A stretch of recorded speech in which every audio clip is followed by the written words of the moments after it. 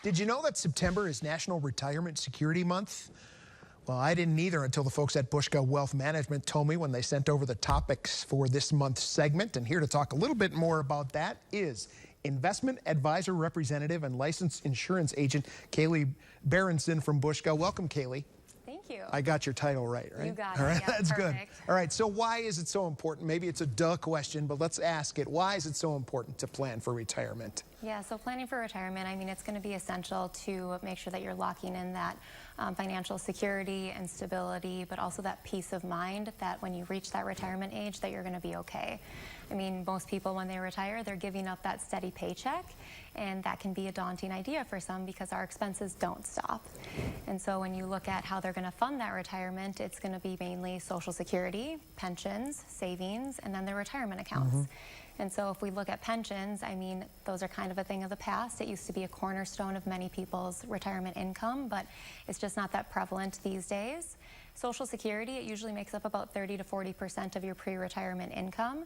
So that's usually not enough to continue living the lifestyle that you want to. So if you can continue, investing and saving for your retirement, then you're going to be able to, have those daily expenses to contend with, keep up with rising healthcare costs, but also live the lifestyle that you want to. You've worked hard for this, so you want to do the things that you want to do in retirement, whether that's traveling or spending time with family and friends.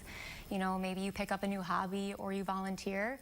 But all of these things are going to help make sure that you keep control of your financial future and ultimately just reduce stress when it comes to, finances, but also your emotional and your mental stress too. I'm putting my feet up and watching The Price is Right. Yes.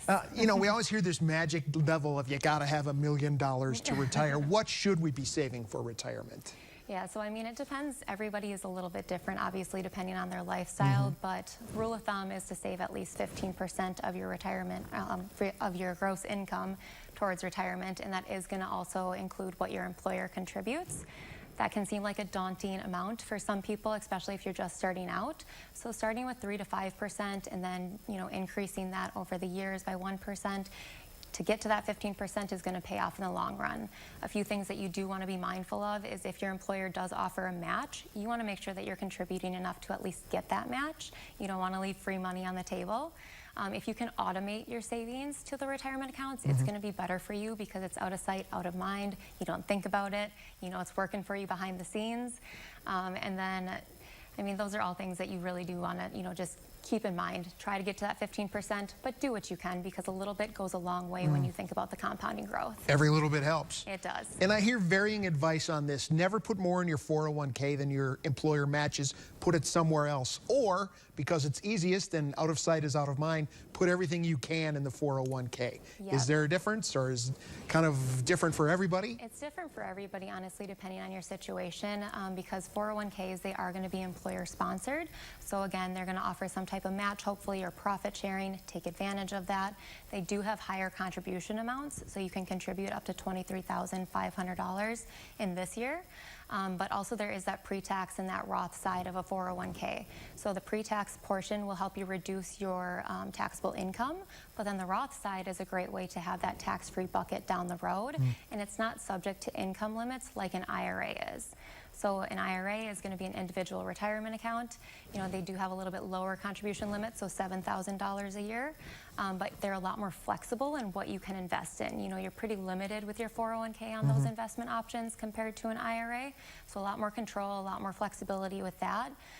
But then they are subject to those income limits. So you do want to be mindful of that because it could be a way to lower your taxable income with an IRA as well, as long as you're eligible. But then that Roth IRA, you want to be mindful of those income limits because if you contribute and you're not able to, if you're over that income threshold, you'll actually be penalized for it. Here's an idea. Go see your financial planner to come up with the best advice. All right, we have like 15 seconds left. It's too late in your 40s or 50s to start, or should you still start if you've kind of missed the boat in your 20s? I mean, even if you're in your 40s or 50s, start because you might be an ideal opportunity right now. Hopefully you're further in your career. Hopefully the kids are moved out of the house, haven't moved back in yet. And hopefully, a lot of your debts are paid down. So hopefully you have more disposable income to use those catch-up contributions that are available to you. And like you said before, every little bit helps. It does. Yes. Thank you so much for coming in. Thank you for having me. We'll be right back.